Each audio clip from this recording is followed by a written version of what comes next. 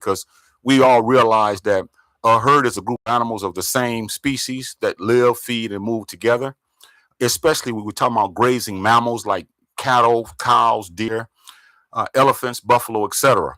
But the disclaimer is this: the term herd that we're talking about, we're using it as a metaphor.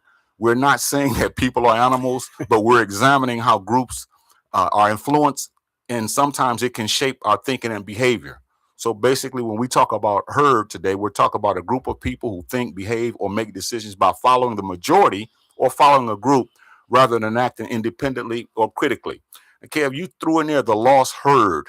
Why did you say the lost herd? I'm interested in wanting to know why you threw that in there. Yeah, I think because last show we were talking about leadership. Okay. We was talking about to be a leader, you need followers, Mm-hmm. and people are willing to follow. Okay. And I think the situation that we are in as a people, if we're using that analogy as of a herd as us, Mm-hmm. I think when you're looking for leaders, you're looking for someone to lead the way for Mm-hmm. you, Mm-hmm. to help you in a lost place. Right. So right. I that was us being a herd, or our people being a herd, looking for leadership, because I think that's something that we always talk about.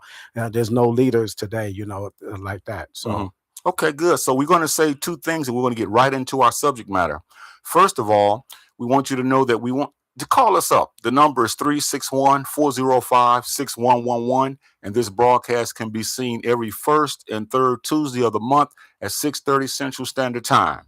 And so having said that, Kev, I like to start off by talking about how sometimes when we talk about the concept of herd, we're talking about conformity. Basically, Right. we're talking about people who adopt the same opinions, the trends, and a lot of us are in a group. But when we say herd, these are people that's basically, cut out, doing the same things, saying the same things. There's never a disagreement sometimes. And we have to look at, is that something that's good for us? In some cases, some people may say it is. But in many instances, it's not good when you think about people being in a group and not being able to be independent, Right. And I always think about you, and I'm gonna turn it over to you because Whoa. I definitely want to get this off my chest. You could tell I got a lot. I'm pregnant with Nah. words, but I notice when we talk about even with religion, and Mhm. I respect everybody's opinion, what they believe, but I know that you are a Muslim, and I know that you are really faithful to the Quran.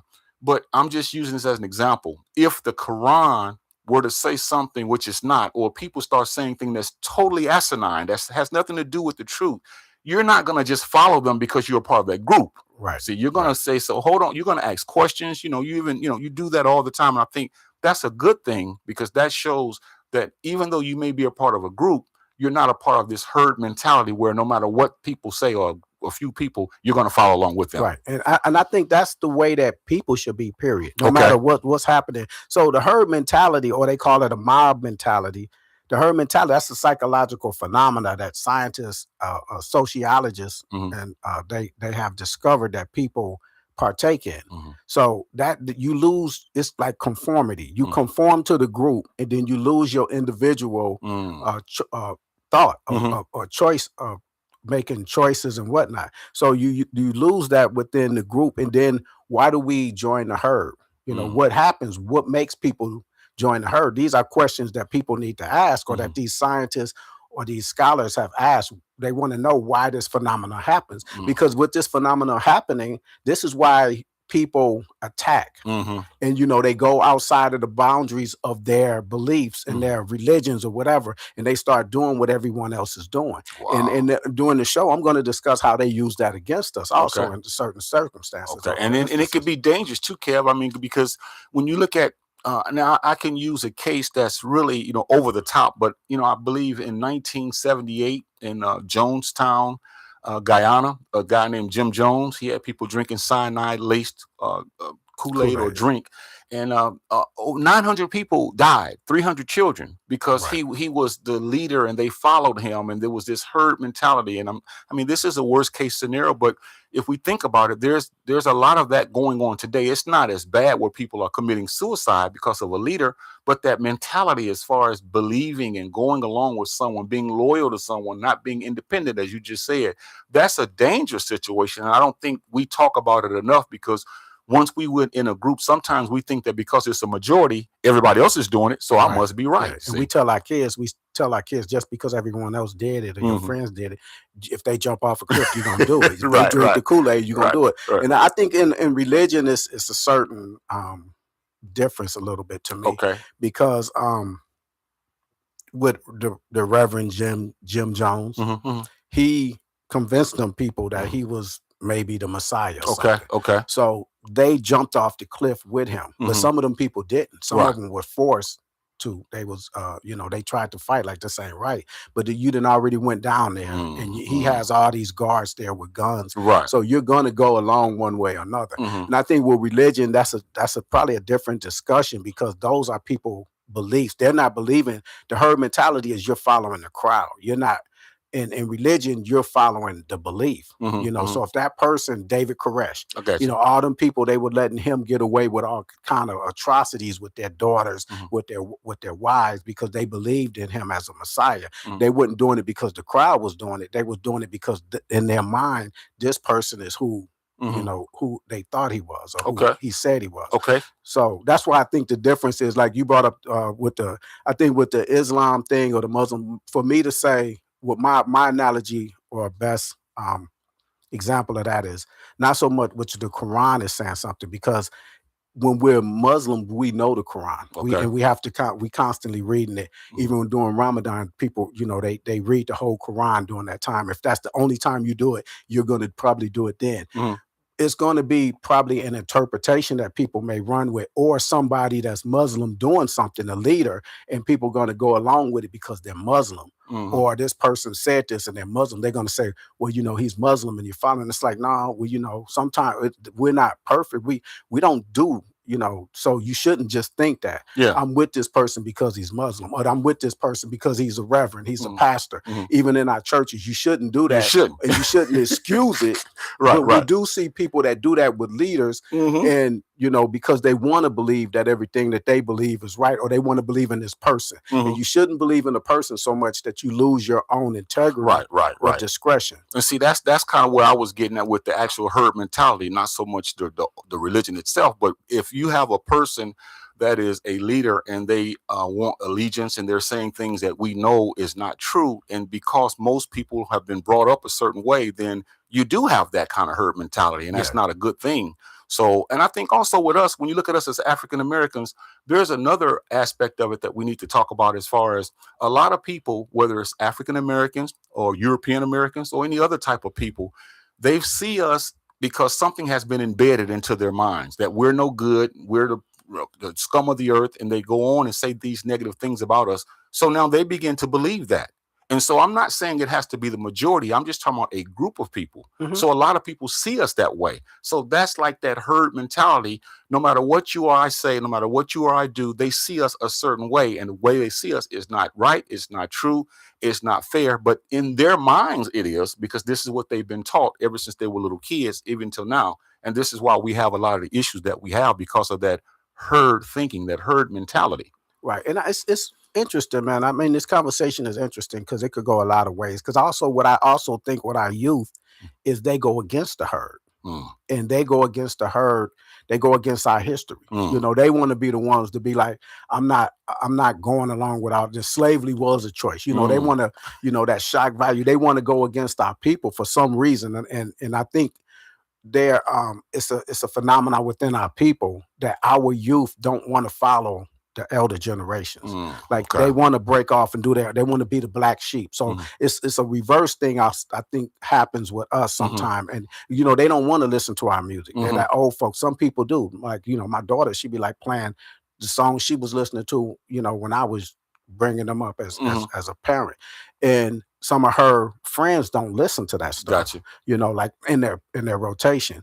And I think some of the kids, they could bond with the generations, the parenting generations and their grandparents' generation, and some of them don't want anything to do. They don't want to build upon those morals and ethics and things like that that's leading us astray. So we always talk about these younger generations. The teen pregnancy was way up, the violence and all this, because they're not having the ethics that we were brought up with. We're losing those ethics and morals each generation because we have we detaching ourselves. Mm, So that's the thing. I say the flip side of the herd mentality that's happening with us. right. It's like we don't want to be part of the herd, the Wow. generations. Yeah, and then we also have to look at how when we talk about this whole herd mentality, we have to actually look at how some of us have been influenced by social media. In other words, we have a social influence, and Right. that influence is detrimental in many ways because it allows the crowd to determine certain aspects of life that may or may not be true.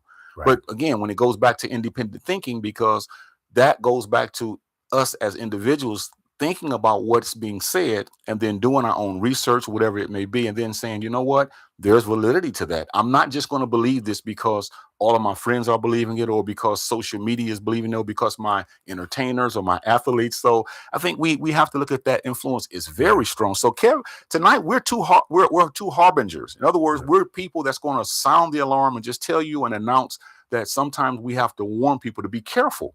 Because if we're not careful, we could be a part of that when it comes to that thinking process. When most people are doing something, just because they're doing it doesn't necessarily always mean that it's right. Yeah, I'm gonna read a couple of comments. I appreciate everyone that showed up. Maria Asaze, she said Hotep, and Lede, she said, hey, John Kev. Ellen, she said, hey, John Kev. And Ellen also said, that's what we're fighting now with the MAGA cult followers. And I appreciate that. We gonna jump on that.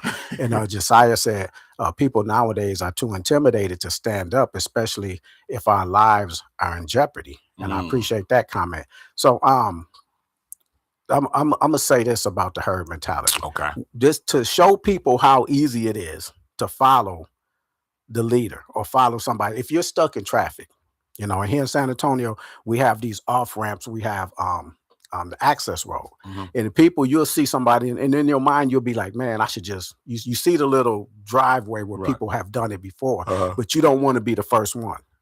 And then you see somebody do it and you say, man, I should do it. Then you see somebody else do it and you say, man, you know what? I'm going to do it too. And then so everybody starts following because that one person was daring enough to do it. Right. And it's like, well, that must be the better idea.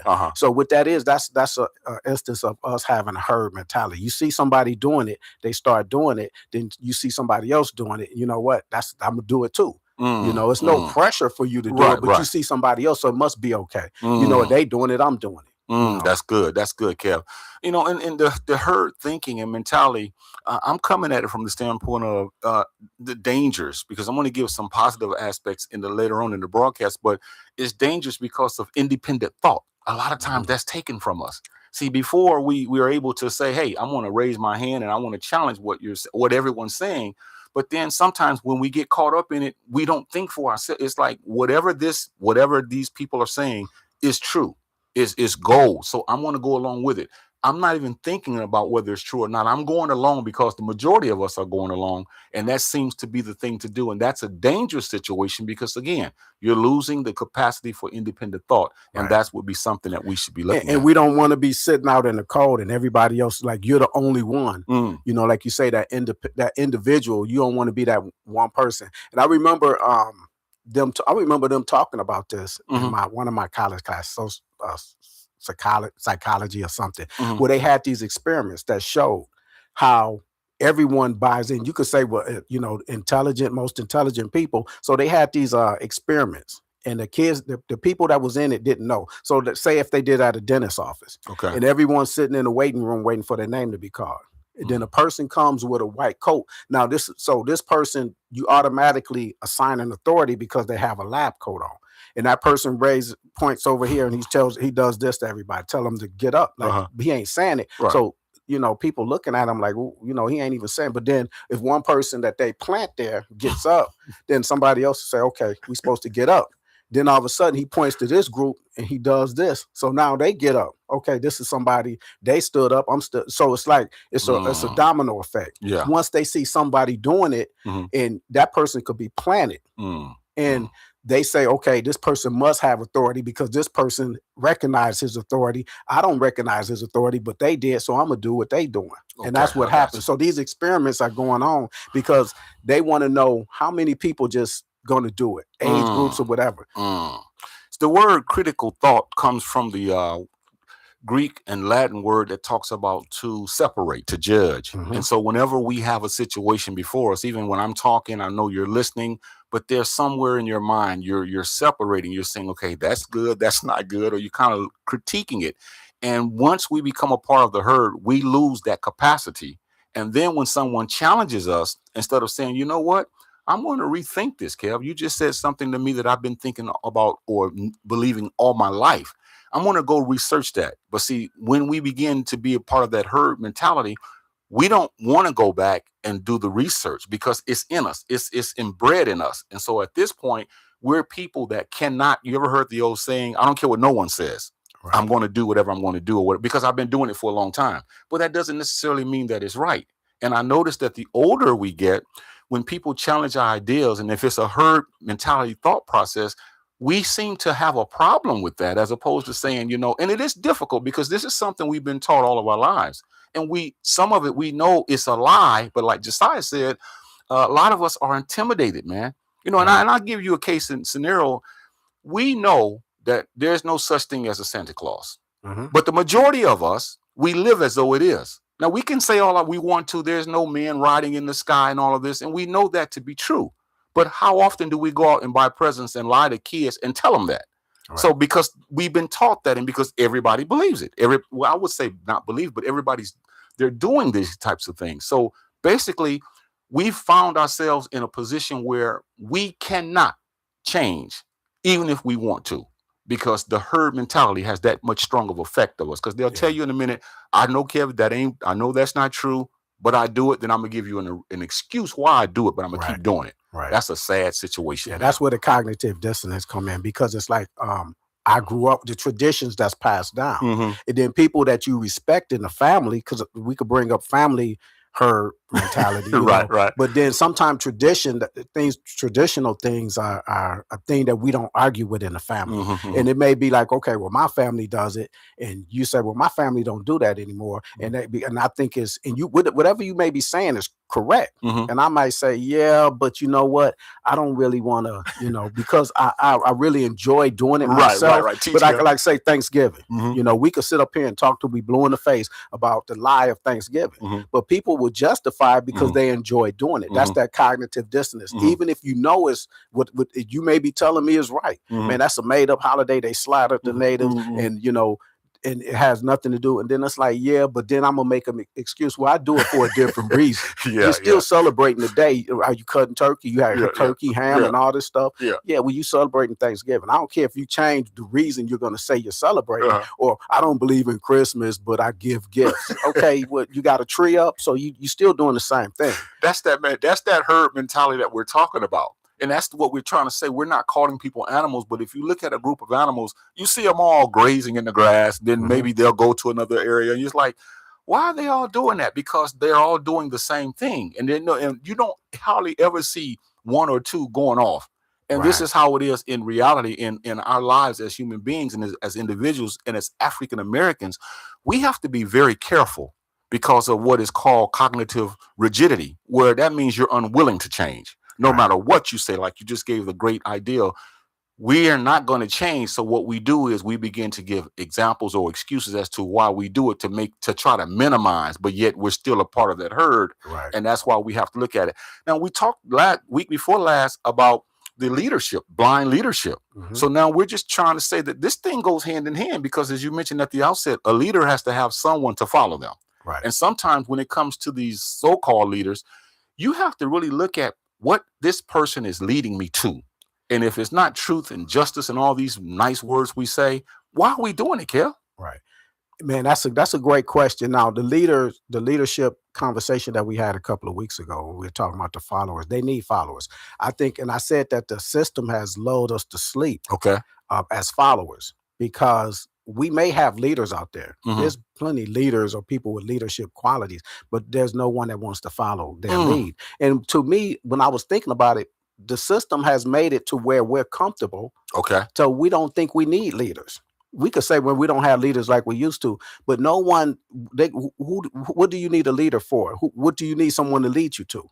If I ask that question, people are going to say, well, they don't know. Because back in the days, we did not have the comfort. You didn't have comfort. No matter what your job title was. If you was a doctor, if you was a teacher, if you was a janitor, no matter what, you face racism, blatant racism in your face. They'll call you boy, they'll tell you this or whatever, whether you was a police officer. You can't arrest a white. So our people needed someone to say this condition is bad. We need to do something about it. Now we don't think that we face any kind of problems, and someone comes up and they're talking about issues in the Black community. It's like, yeah, you're right, but I'm not willing to do anything about it. I listen to you, but I'm not going to follow you because I don't think I need to go anywhere. If I don't think I need to go anywhere, if you have a good marriage, if I say, well, Jah, how's your man? My marriage is great. Do you go to marriage counseling? No. Why would I? Because you don't feel like it's a problem. The people that go to marriage counselors are people that have problems with their marriage or think that they may have problems. So we don't think we have problems, no emergencies until something happens to our family. Then you'll see that individual, the Nolan Wells, they're going to go to somebody to get help. We're going to sit there and shake our head and say, man, that's crazy. You see what they did to that boy. But we're not going to those same people that they're going to say, well, we need justice. We need this. We all need justice. We don't feel like we need justice right now. We think that family needs justice. This family may need justice, but we don't think that we all need it. And back in the days, we all felt, no matter what, we all felt it. Yeah, exactly. And this is a statement that we hear a lot, and I think from week before last and tonight, we can put it together and go full circle. And that's this: the blind leading the blind. So you got people that are leading that are blinded, and you got people that are following that are blinded. And what's so sad about it is when people that are following, they fail to see their own mental exploitation. That's sad when you can't even see that you're being misled because you're so caught up and hooked on that group expectation or the group phenomenon. And it's sad because you get entangled. It's like you get wrapped up, you get ensnared into this person or these people's charisma. And before it's like you and I. If two other guys do this broadcast next month, I would hope that our audience would not get caught up in, well, they're not Jah and Kev. If they were telling the truth, they may be stern, they may not have any lightheartedness, they may not have fun like we do, but they're telling the truth. So you say, well, what do you think about the Jah and Kev show? The two brothers that filled in for, I didn't like them. Why not? Because they're not us. They don't have our personalities, and we get caught up in the people's personalities. And this is one of the dangers when we talk about this herd mentality. We look to people to be a certain way, and then we get used to it, Kev. We get used to it. And when someone else comes that can say the exact same thing, they just say it in a different way. I don't like that. Yeah, that's terrible. Like Ellen said earlier about fighting with the MAGAs, cult followers. They become cult followers because the more people that I know, I work with people that's with that group, right? And no matter what you say, that you could tell them that this person did this or said this and it's wrong. But they're going to go along with it because they want to be part. They don't want their group to be seen in any kind of negativity. And I had a guy, he was a pastor, he's Hispanic dude. And everything that Charlie Kirk was saying, he was championing it. And so when I challenged him, I said, Charlie Kirk, he said this about Martin Luther King, that he was a terrible person. Well, if you look at it, show me. I want to look at it. Show me. This person died as a martyr for his people. Well, yeah, he had an affair. Okay, but so did Trump. And so did, whatever. But this is not the thing that's, the straw that's going to break the bull back with the people that you follow.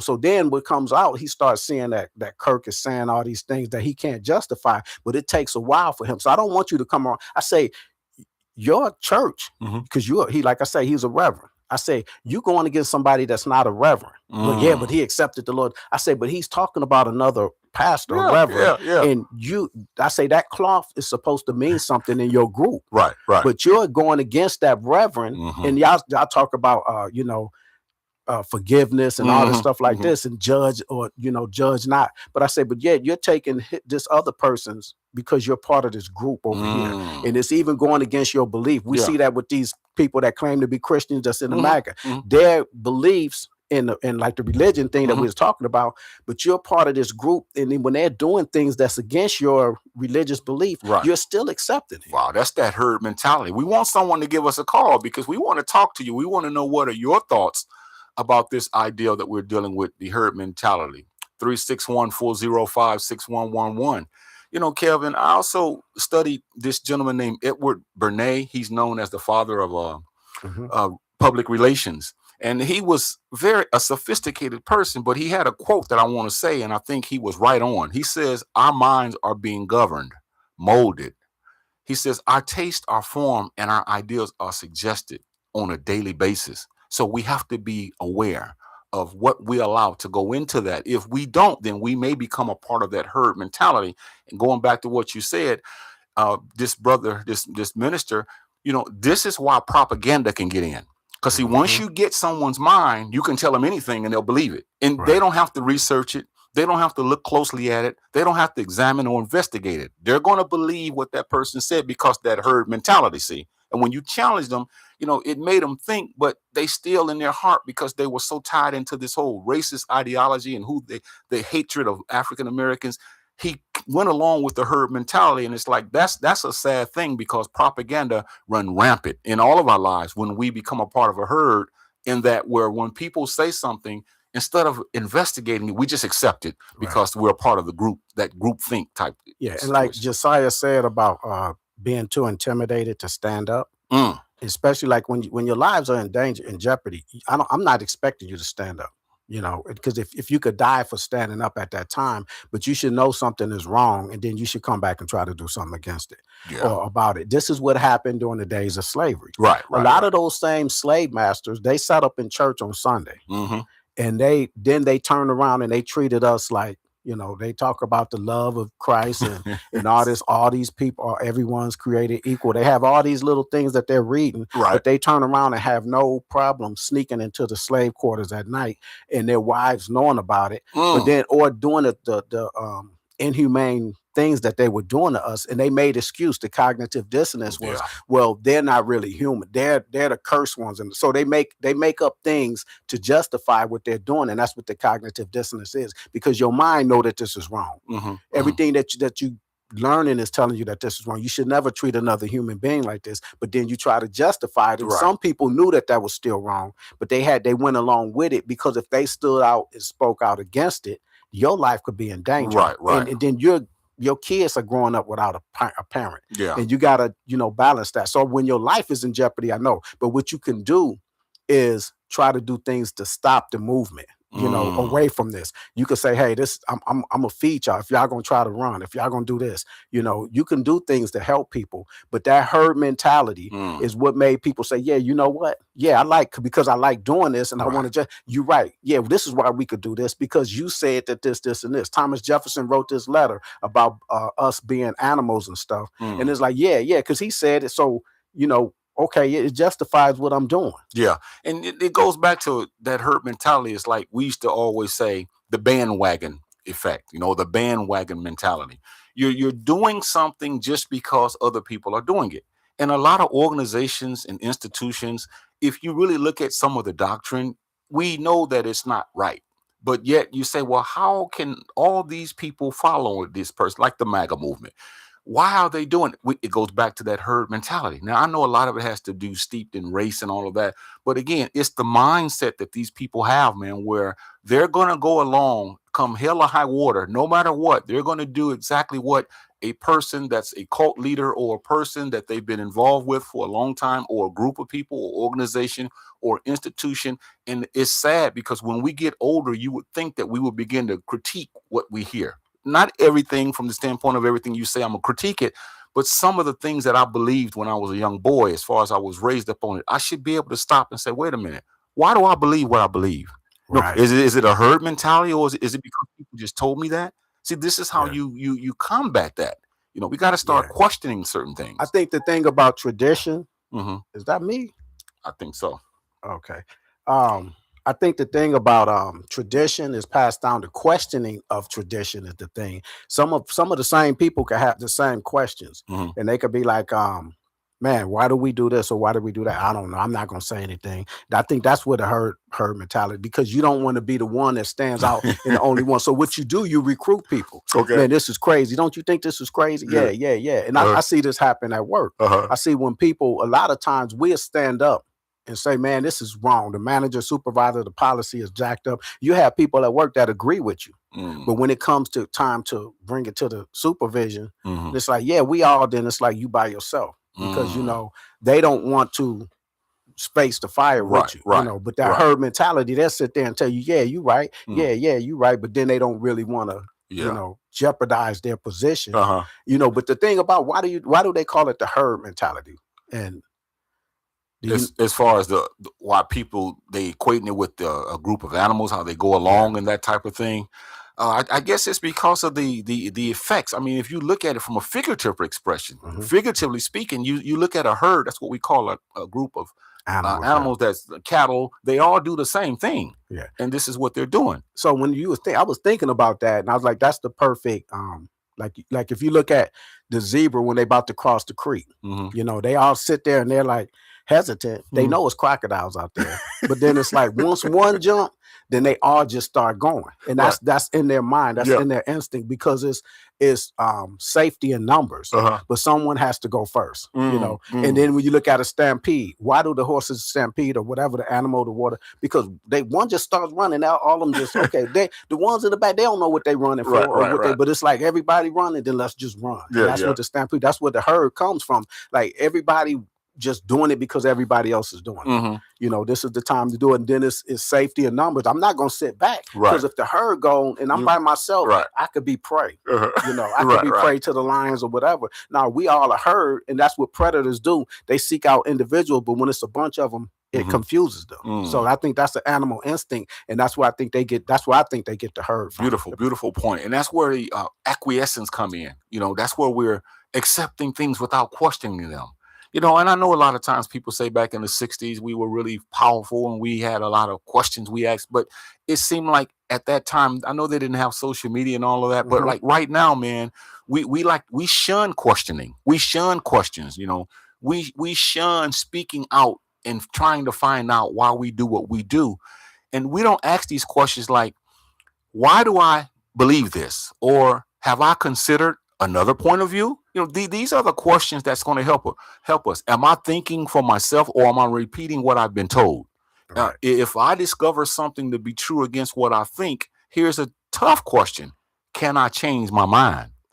If that answer is no, then we better be careful, because sometimes that's an indication that we are part of the very thing that you and I are talking about. Yeah. And why do people conform? Why do they do it? Why do they become part of the herd? When we are individuals, we're not a bunch of zebras.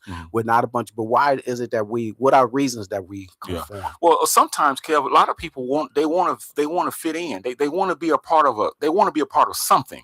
And regardless of whether that something is good or not so good, they feel some type of closeness, some type of camaraderie when they're with other people. And not only that, some people do it because they're afraid. They want to be a part of something, and they're cowards. They don't want to stand up. That's why people that we talk about in the day, like Martin Luther King, Malcolm X, and others that we can't mention for time's sake, a lot of them, man, they stood out against what was the norm as far as the herd mentality. A lot of people were, even in our own so-called race, a lot of people wasn't down for Malcolm. A lot of people wasn't down for King. They wanted them to just be quiet because they didn't want to interrupt their livelihood, or they didn't want to interrupt some of their family gatherings and all of that. They wanted everything. They wanted to be safe. So those are just a few reasons. There's many, many more. And even if you are watching this broadcast, these questions we're asking are not rhetorical. You can put on there, why do you think people get involved in that herd mentality? And that we can discuss that, because Ellen says, herd mentality, she says, is why so many racists agree with Trump. He has given them permission to speak out without any remorse. See, and then here we have her saying that mentality. She says, I don't have to be the fastest. I just got to be faster than you. She said it's sickening. And then she also says, I have always gone against the grain. And see, this is a person that has courage. And a lot of us lack courage. We're men and women, and we talk loud in our homes. But when we get a chance to deal with an issue because of what we've been taught, or because of what Ellen is saying, we seem to shrink. Yeah. And that's what the problem is. You don't want to be kicked out of your group. Yeah. A lot of times we like to be popular. And what popular is the populace. Yeah. You know, the most people. We want the most people to like us. That's what being popular. We look on even social media, that transferred to how many followers I have. Yeah, This yeah. person have this many 100,000 followers. You know, oh, that makes you feel good. I like being popular. But sometimes things or stances that you take and things that you may say, even though you feel it's right, it may not be popular, but you still got to say it anyway. And you know, that's the part of it, that you got to be able to be an individual. And even like, hey, if you may say something, I say, well, you know what, that ain't what I believe, but that has nothing to do with our relationship. Exactly.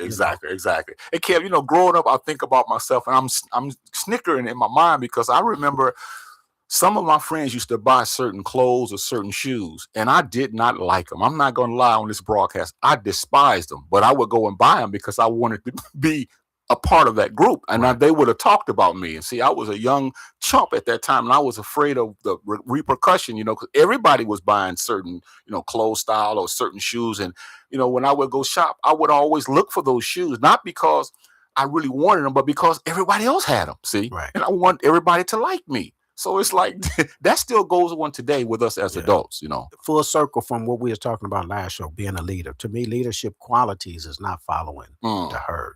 To me, like, and when we was growing up, me and my sister, we remember this growing up in New York.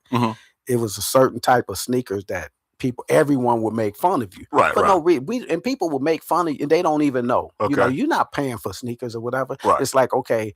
And I remember it was called, they were buddies. That's what they called them, man. And we had songs, buddies, they make your feet smell funny. You know, they cost $1.99. So if our parents buy this, we were hurt. I can't, man, I ain't going to, because the herd will make fun of you. And you didn't want, and if like Ella said, I have no problem standing out. And somebody like, even today, they'll say, man, you this, you that. And then it's like, yeah, I am, you know, because I'm me. My pride is bigger than my ego. Wow. If your pride should be strong enough to crush your ego. So I think a lot of people have an ego, because your ego is what everybody else, how you view other people looking at you and how they feel. Your pride is within you. You should have pride. You should be proud.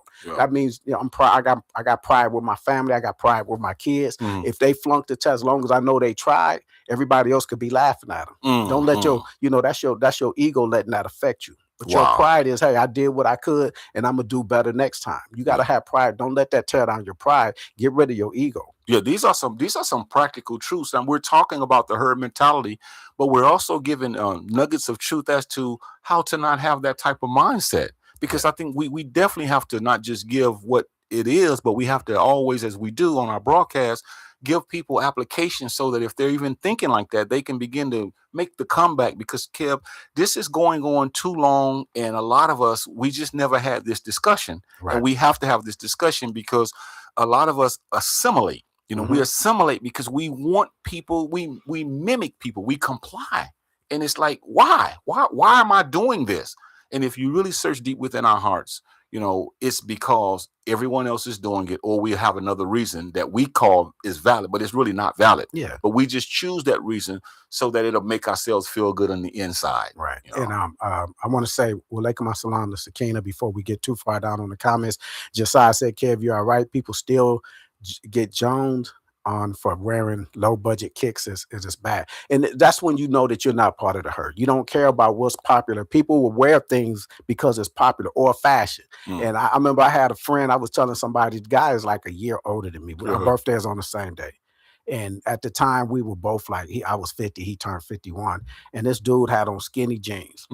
And I'm like, bro, like, you trying to dress like, and he was like, because you don't know what's up. He's trying to be with these, you know, what's the fashion statement. I'm like, man, I got my own fashion statement. My fashion going to be what it is. I don't care if I'm 80 years old. You're going to see me doing a certain, you know, thing. I'm not trying to chase what everybody's doing and what's popular, because you're trying to be part of that herd, you know, and there's different ways that people have that herd mentality when you're trying to do what everyone is doing. Now, if fashion comes out and I say, man, I like that, then I'm going to do it. It's not because everybody else is doing it. It's because I like that. You know, that's how you separate yourself. Be an individual. Have your own thoughts, your own ideas. Now, some people with their fashion, they doing something wild, you know, and I may look at them and like, okay, blue hair. Go ahead, bro. Like, whatever. Yeah, you cook it, man. And, you know, it's like, and I always give teenagers and kids, I give them a pass. And sometimes people say, well, Jah, you light on kids. Well, no, the reason why I'm light on kids, and I'll tell you where I'm going with this. The reason why I'm light on kids and teenagers is because they're learning, man. They're going through life and they're learning all the pitfalls and they're making mistakes. And then when they get older, you would think they would come to this conclusion where they're not going to be the herd and have that mentality. But what I'm finding is it's not the kids. It's a lot of us adults, older adults, who have that herd mentality when it comes to our thought process. Right. And it's like we should have learned by now. Kids should be looking up to us, asking us, why aren't you doing everything that other people are doing? And then we should be able to extrapolate and teach these people, well, this is why, because I'm not a follower. I don't have to do that. And plus, give them, valid reasons as to why we don't do it. But I find now that even us adults, many of us, like you say, your friend with the skinny jeans, when we see Chris Brown and them guys with those, regardless of our age, we're going to run out there. And when we see those jeans, we're going to put them on. And all it takes is for 5 or 6 people to say, you look good in those. And at that point, that we've gotten, see, the herd told us, they want us to come along. So once they tell us that, we're not going to take those things off for at least a couple of weeks. Don't let your friends lie to you, man. If you got good friends, if you got good friends, they don't let you go out and do things like that. I do see, and the thing is, like I say, this is a psychological phenomenon. Okay. They know, sociologists know, yeah. Psychologists know, so they use this against us. And I'm explaining to you how they use this against us. And I remember the Black Lives Matter movement when we were doing all the protests. And even when George Floyd died. And so what was happening, they had implants. Okay. They had plants within the boycotts, or really the protests, the marches that we were doing. They were set out to be peaceful. So what they were doing, this happened in Ferguson. I remember this in Ferguson. They planted police officers in plain clothes. It was 2 lady police officers. Okay. And they were acting like they was part of the movement. So what they did, they went and they saw a store and they went and they busted the windows, or they went in there and they started raiding. But see, the people busted them. They like, those are cops. Like, you probably arrested somebody. But they were saying these, but see, what they were trying to incite was the herd mentality. Oh, this is what we're doing. So when somebody does it, just like driving off the road, when, doing this, and you could get a ticket for that. But if somebody's doing it, everybody's doing it. They wanted to hurt the movement, because us protesting in the street and just saying, hands up, don't shoot, we want peace, no justice, no peace. They put somebody in there to do some damage, to start violating property, cars and stuff. But then they busted them. So when they busted them, people was like, nah, y'all not part of our group. So the women, they showed they back, they get back. So why were you going into the stores, busting the windows and trying to loot? Because you're trying to incite the people to do that, so then they can move on the people, right? And the National Guard or whomever was there, the SWAT teams, the people that had the shields and stuff, they can move on them with tear gas. But if you're just doing a peaceful protest, they have no reason to do that. But this is how they use that mentality. They was hoping to incite that herd mentality, that, okay, yeah, bust this window, yeah, this is what we're doing. Right. And I want to say to all of us out here is to be careful as far as this herd mentality when you hear repeated messages. Because that's one of the things that has stuck and hurt people. In other words, we say the same thing. The herds say the same thing over and over for a long time, for many, many years. And because that's being, disseminated over and over again, people say, well, it must be true. Right. Because it's still being said. So then we follow along and say, it's got to be some truth to that. And we say, why? Because they've been saying that for years. That doesn't necessarily mean that it's true, but that's the kind of mindset that we have when you hear those repeated messages. They begin to even feel true when you think about it. You know it's not true, or you don't know if it's true or not, but because you've heard it so many times, you begin to believe that. And man, that's a great point. I'm gonna bring up one of those instances, or one of those saying that people have been saying, and how they get us to say it. They say it, somebody repeats it.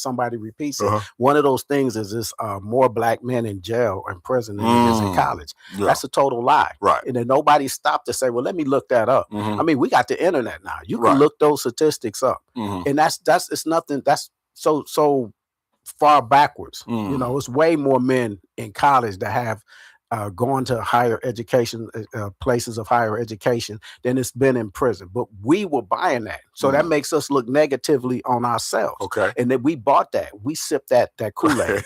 We're destroying the minds of, and we're repeating that to our kids. And it's just like Jamestown, Jonestown, whatever. We're sipping the tea because somebody told us that this was true. And then we're just repeating it. No one's bothering to look it up. And then we're looking at, look, see, that's why it's more black men in prison than it is in college. Well, I'm glad you said that because I'm going to put you on the spot, man. So I'm going to ask you a question. And this has to do with our younger brothers. Because if we were younger, we probably would have done it as well. But I want to say this.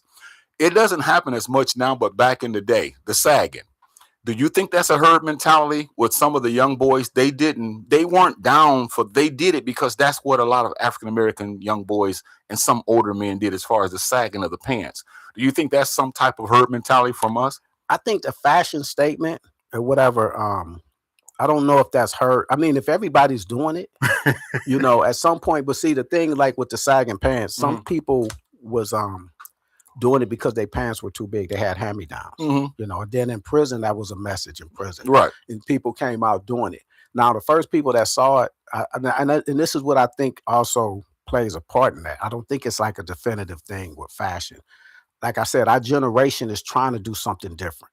Older people, the ones like pull your pants up, or whatever the long lashes, whatever it is that these kids are doing. Okay. They don't care about our fashion. They're trying to make fashion statements to say that I'm not like my older generation. Okay. I think the music is saying that I'm not my older generation. So they want to dress with us. It was baggy clothes, period. Now we didn't have our pants around our hips and stuff, but we just have big baggy clothes, and they look at us like, why? It's like, man, this is what this is us. This is what's in. And I remember my dad one time, the way I was dressed, he came to my sister's house. I had my Yankee cap on, we used to have the caps kind of big, right? And I had a big leather jacket on that was like a white and blue. And it's like the way I was dressed was more like hip hop. And he's like, look at you, look at the way you dress. And I'm like, yeah, look at me. This is me. Like, this is, and I remember my uncle and them with the whole thing with the curls when we were young. Right. Look at y'all putting do-rags on our head. They couldn't stand that. Okay. But we didn't care. So it's just like, this is us. Y'all don't understand. Okay. So I don't think it's more so just a herd mentality. It's just us having a fashion that, like the skinny jeans, that's them younger people thing. I look at that, whether they sagging, I'm like, man, but that's their thing. And I think they wanted to have their own thing that they don't want to follow us. I'm push back on that a little bit. And, I believe that what you're saying is true because two things can be true at the same time. But I do believe that some of the young brothers who saw that, they're not even like that. But because that's what it seemed that was to be the thing that was in. Everyone didn't have the mentality that I'm saying, and everyone may not have had the mentality that you're saying about the fashion. I believe some people saw that, young gentlemen, and they did it just because that's what the younger generation was doing. So that's where I mean, as far as not everybody, but it's just the group mentality. This is what young boys do from a certain age. And so now we do it because even then when I was growing up, there were a lot of things that some of the people that were my age, they did. And I'm just speaking for myself. I just did it. And I had no rhyme or reason. I just did it because that's what everybody else was doing. And I think there's still a lot of people like that had my mentality today that's younger that was doing the pants like that. Not everybody. Some were, like you said, but I think two things can be true at the same time. I think that is. Well, I'm going to say this. If I'm going to take the sagging pants, I'm going to take that as just fashion because that may be something I don't like or whatever. And it's egregious to me. But I'm saying that's fashion, period. That's why I'm saying all of the fashion I'm going to take as the generation picking out a fashion, and they're doing whatever they want to do, and they don't care how we view it. So I'm saying if that's somebody cool that's doing it, if their favorite artist is doing it, then what they're going to do, they're going to emulate them and try emulate them. Or this is, and I always say this. I'm gonna say this.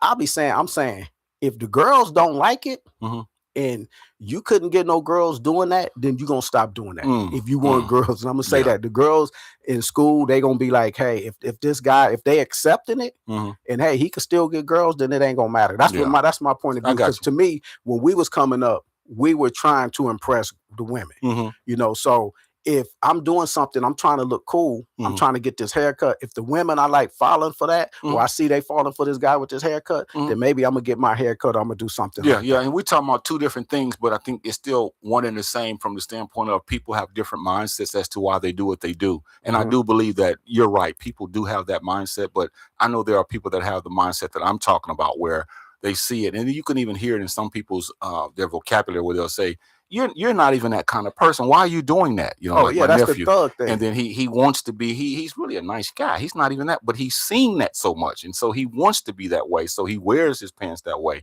Those are the ones that I was talking about. But Yeah. it's See, really the, it's the the the truth. whole, because that becomes that means you're a cool guy. You're a Hmm. thug. The thug, because the thug thing is cool. And Uh, you have guys that's perpetrating uh, and they trying to act like that or dress like that, right, and they're right, not really part of that yeah, lifestyle. right. Or they'll talk like that. You hear them talking, even people that's not part of our culture. Hmm. You'll hear them talking, trying to talk cool and talk like us, or Yeah. try to imitate us or Hmm. emulate. You'll see people in Japan. Yeah. They're trying to dress and they're having their pants Right, sag and right, all this right, stuff right. because they look at us and Hmm. they're saying that's the cool thing to Yeah. do. Right. So I think they're trying to fall in line, but somewhere, and this is where I think the system works. Okay. The system will push that type of stuff to the forefront, the thug stuff, the Hmm. thug dressing, and then people will fall in line. Then you got a bunch of young people Yeah. falling in line instead of wearing a suit and tie and stuff like. I remember when I was bringing up my son. Hmm. He was in like middle school or something like that. I said every Friday you're gonna wear a shirt and tie, suit, Okay. not a suit, but you're gonna button up and tie and some hard bottoms. Hmm. And he was like pissed off. He's like, man, people gonna make. I'm like, no, this is like you got to learn how to dress like this sometime. So he went to the inner city school, and sometime he was dressed up, and if people thought you was a nerd for that, whatever, But you're gonna do this because I was trying to impress something upon him Mm. that is you got to dress like this sometime. You got to Mm. learn how to dress like this. Yeah, that's good teaching, man. That's good teaching because when people stop thinking independently, they become easier to influence because you have no shield up, you have no guard up, and that goes back to adulthood. Because again, we have to talk about sometimes as adults, we can be the buffer, we can help people as opposed to being a part of the same system that we're talking against. Because we have to see that herd mentality is not it's going to be here when you and I are gone. It's always Right, been here. right. But we have to bring it up and let people know, just be careful. All of us, just be careful. And then challenge ourselves too sometimes when it comes to the way we think, or if we're a part of something because our best friend, asks us to come and we like them so much, we don't want to say, well, you know what, I came and I visited, but I'm not really into this, or whatever the case may be, or we're just going along to get along, going along just to get along.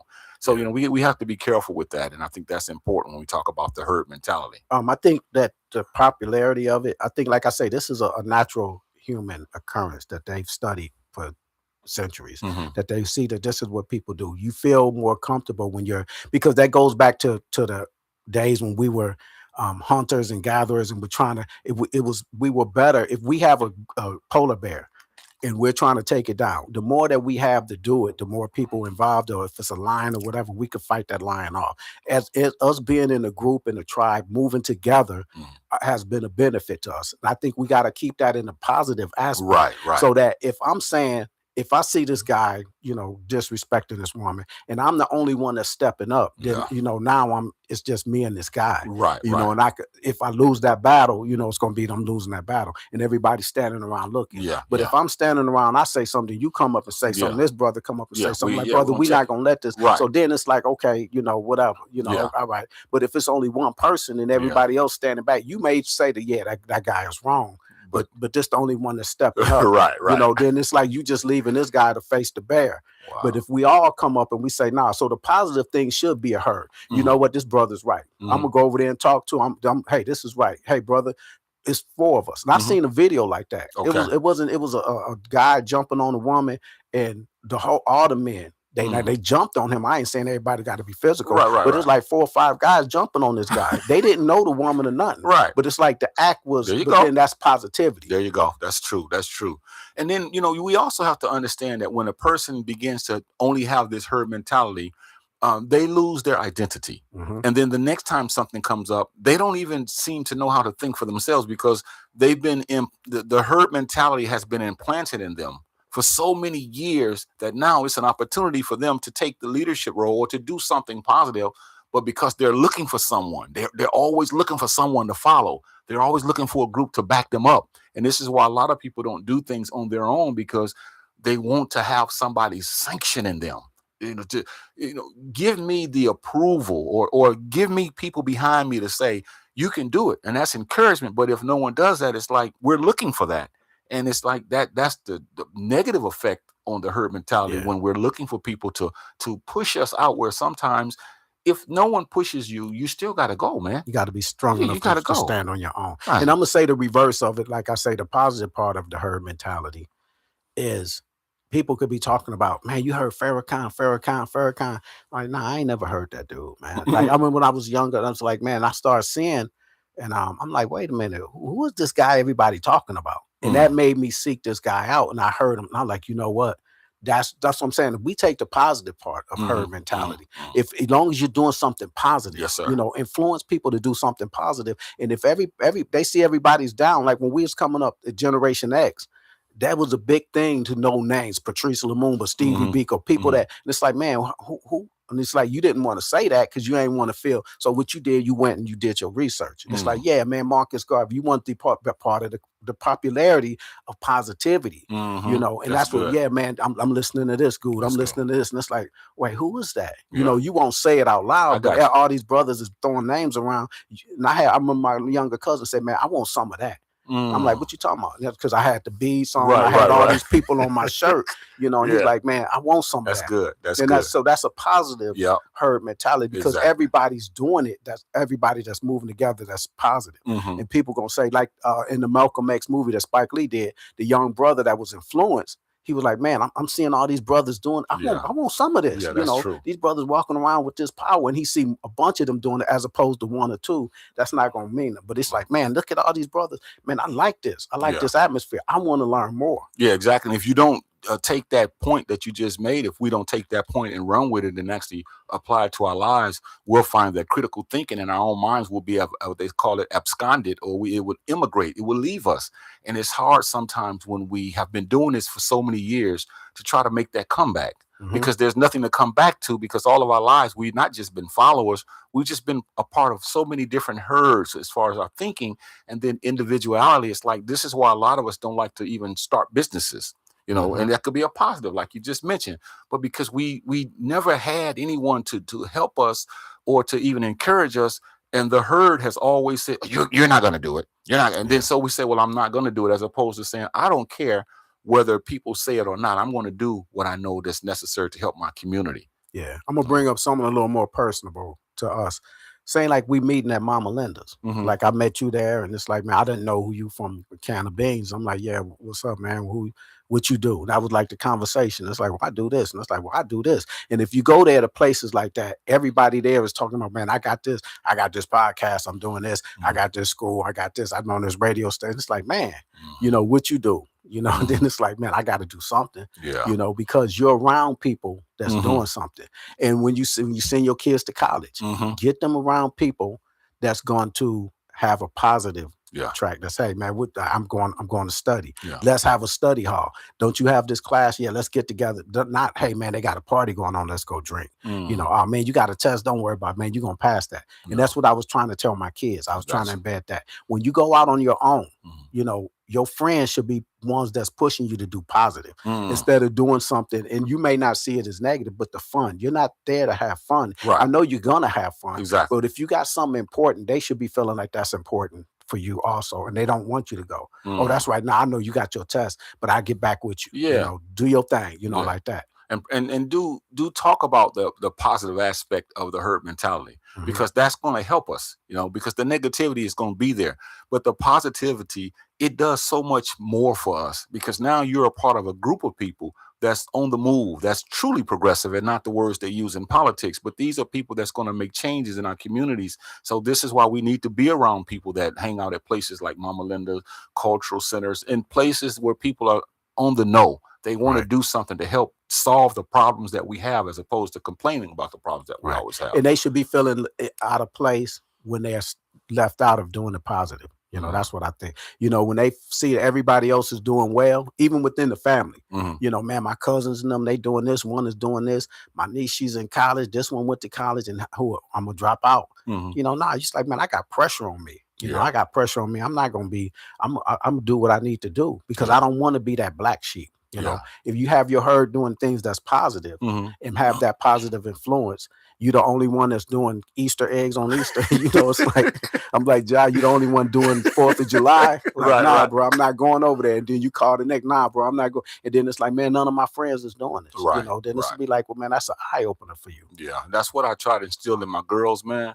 We went to the airport last Friday and we went into the tower.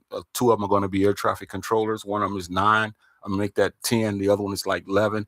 And the guy that was giving us the tour, he was so fascinated because every one of them, he asked them, what do they want to be? And they did not look at me. They didn't stammer. They told him, they looked him in his eye and they told him, and they went more as to what they wanted to do and why. He was so impressed. And I told him this, that herd mentality in a positive way. And, you know, we had an excellent time, man, looking at the, going up into the tower, the airport, going down the stairs where the radar room was. Man, that was some type of tour. I've never seen anything like it before. And he also got a chance to tell them that's going to be air traffic controllers what goes on behind the scenes, because we buy a ticket and get in a plane and we hope we get to where we got to go, then that's it. But he was showing us, man, this is much more complex, and they just enjoyed it. And it's a whole team that's working on that plane being safe. And because I mean, I was air traffic control repair, so I was around them people, and I was like, okay, man, they want to be air traffic control. When you had the concert for the girls and they were talking about, y'all had the video, I'm like, man, why did they pick air traffic control? Like that's something that's behind the scenes that people don't see and know about. But that's stuff like, so with your school, you got girls that's saying, none of them are saying, well, I don't know, I'm just gonna be a janitor. You know, no, because they got positivity all around. They got excellence surrounding them. So they got to shoot high. You don't want to be the one that's left out and saying, even if it, you know, nobody should be left out. You know, you should all have aspirations. And this is what I'm saying, the positivity, because they use the negative aspects of the herd mentality against us. They will put negativity into our groups and have us say, yeah, man, to hell with this person. Man, Farrakhan is this and this. And then somebody say, oh, yeah. And it's like, yeah. And then they have somebody else playing it. Yeah, man. Or you like, like, you know, whatever. And something that's good for us. And then we'll be going along with it like, nah, man, I don't really do this. Nah, I don't really, all that black power stuff. Nah, man, I ain't with all of that. Wow. You know, this broadcast is always enlightening. And, you know, Kev and I, we take these subjects very, very seriously. And we want you to know that we appreciate you always watching the broadcast and commenting and just kind of talking about the things that we talk about. I don't want to leave comments unnoticed. Sister Marie says, brothers, the phone's working. She says, I called in twice, but and my call is not being answered. So yeah. And then Ellen said the Stepford Wives syndrome. So yeah, we'll fix that for next week. Hold on to your questions or your comments, and you can, even though we'll be talking about another subject in a week and a half from now, you can still bring it up, because you know we don't just do one subject and we're done. But we definitely appreciate the support, and we always want you guys to know that on the Jah and Kev show, we try to make it so practical that you can kind of just watch it and learn from it and learn how to apply these principles to your lives so that you can be better people. All right. We appreciate everyone showing up, and check us out next 2 weeks from now. Yep. All right. Here we go. Peace. Wow.